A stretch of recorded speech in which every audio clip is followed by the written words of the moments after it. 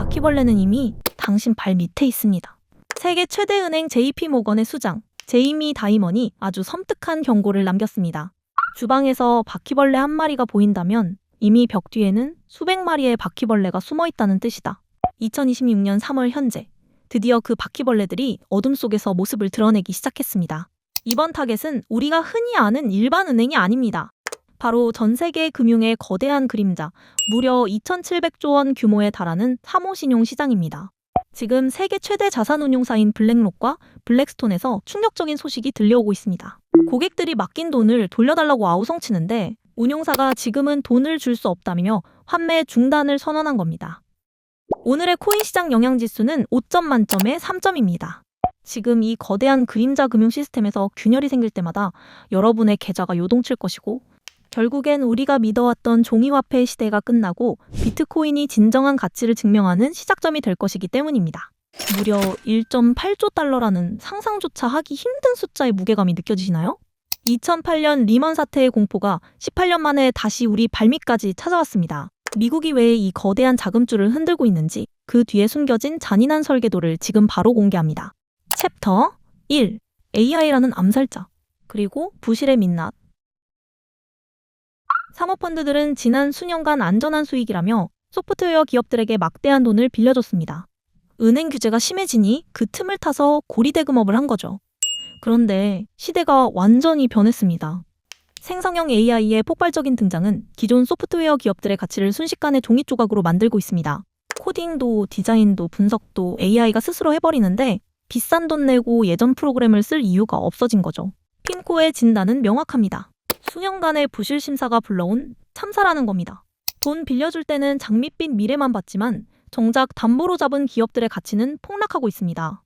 이 깜깜이 시장에서 담보 가치는 떨어지는데 기업들은 이자를 못 갚는 상황. 이제 투자자들은 공포에 질려 내 돈 내놔라며 아우성치고 있습니다. 사모신용 시장의 폐쇄성이 실물 경제의 타격과 만나 폭발하기 시작한 진짜 이유입니다. 이건 중국을 말려 죽이려는 에너지 전쟁만큼이나 무서운 전통금융 시스템의 내부 붕괴입니다. 챕터 2. 전부 다 팔아라. 유동성 발작의 시작. 위기는 여기서 끝나지 않습니다. 사모펀드에 돈이 묶여버린 기관들은 현금을 마련하기 위해 가장 먼저 무엇을 팔까요? 바로 365일 24시간 문이 열려있는 코인 시장입니다. 현금을 확보하기 위해 가장 유동성이 좋은 자산부터 던지는 이른바 리스크오프와 디레버리징 부채 축소의 폭풍이 불기 시작하면 비트코인과 기술주는 동반 급락합니다. 개미들은 여기서 또 속습니다. 거봐, 코인은 끝났어라며 무서워서 도망가겠죠. 하지만은 우리는 기억해야 합니다. 이건 비트코인의 결함이 아니라 전통금융 시스템이라는 낡은 건물이 무너지며 터져나오는 비명소리일 뿐이라는 것을요. 개미들이 뉴스만 보고 던질 때 세력들은 뒤에서 웃고 있습니다. 이 하락 뒤에 숨겨진 진짜 거대한 반전 시나리오를 그들은 이미 알고 있기 때문입니다. 단기적인 급락은 기관들이 현금을 확보하기 위한 고육지책일 뿐 본질은 변하지 않았습니다. 챕터 3. 인플레이션의 끝판왕, 화폐의 종말. 결국 역사는 반복됩니다. 1.8조 달러 시장이 멈추면 미국 경제가 멈춥니다. 미국 정부와 연준은 절대로 이 시장이 완전히 붕괴하도록 내버려두지 못합니다. 그들은 결국 물가 상승이라는 고통을 감수하고서라도 다시 돈풀기라는 마약을 투약할 수밖에 없습니다. 금융 시스템이 마비되는 건 연준이 가장 두려워하는 시나리오니까요. 유가 폭등과 금융위기로 물가가 미친 듯이 치솟으면 사람들은 깨닫게 됩니다. 내 통장에 있는 현금이 한 달 뒤엔 반토막 가치밖에 안 되겠구나라는 공포를 느끼게 되죠.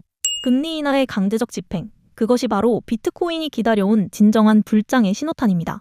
우리는 이 위기를 단순히 피하기 위해 코인을 하는 것이 아닙니다. 붕괴하는 종이돈 시스템에서 내 자산을 안전한 디지털 방주로 옮겨 담는 중입니다. 발행량이 딱 정해진 비트코인의 가치는 역설적으로 하늘 높이 치솟게 될 겁니다. 챕터 4. 심층 분석. 사모신용 vs 사모펀드. 도대체 뭐가 다를까? 많은 분이 헷갈리시는데 아주 쉽게 정리해드릴게요.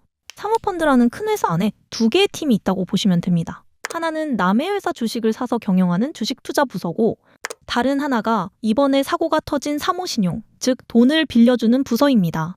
블랙록, 블랙스톤 같은 거물들이 지난 몇 년간 은행보다 이자 많이 줄게라며 이 대출 상품을 엄청나게 팔았습니다. 그런데 대출받은 기업들이 AI 때문에 망가지면서 돈을 못 갚으니 운용사 전체의 신뢰와 자금 흐름에 마비가 온 겁니다. 사람들은 내 돈을 맡긴 기관이 사실은 부실 대출해주고 있었다는 사실에 분노하며 투명한 장부인 블록체인과 개인 소유 자산인 비트코인으로 눈을 돌리게 됩니다. 챕터 5. 마지막 기차를 놓치지 마세요. 살아남는 자가 다 먹는다. 위기는 곧 기회입니다. 핌코가 지적한 부실 심사는 결국 중앙화된 기관들의 탐욕이 만든 결과입니다. 2008년 리먼 사태 때 은행이 무너졌듯 2026년에는 사모펀드가 무너지고 있습니다. 이 불씨는 결국 비트코인으로의 자산 대이동을 부를 겁니다. 에너지 전쟁과 금융위기가 겹치면 전기료가 올라 채굴자들도 비명을 지르겠죠? 하지만 살아남은 강한 채굴자들이 물량을 꽉 쥐게 되면 시장에 풀리는 코인은 더 귀해집니다. 유가 상승은 비트코인의 생산 단가를 높이고 이는 가격의 하한선을 강제로 높여버리는 기폭제가 됩니다. 지금 미국이 금융위기를 방치하며 유동성을 조절하는 건 법정화폐 시스템의 마지막 발악이자 비트코인이 세계 결제 자산으로 격상되는 과정입니다. 우리는 더 이상 속아서는 안 됩니다. 오늘 공부한 내용을 바탕으로 여러분의 투자 본능을 테스트할 토론 나갑니다.